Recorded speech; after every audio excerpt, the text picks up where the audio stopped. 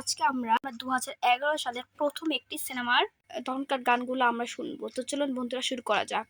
প্রথমে রয়েছে দেব কোয়েল 2011 সালের পাগলু সিনেমার গানটি শোনা যাক।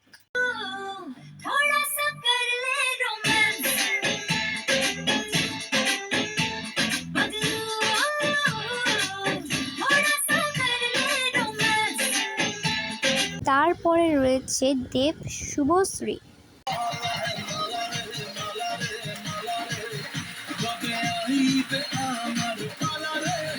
তারপরে রয়েছে দেব শ্রাবন্তী,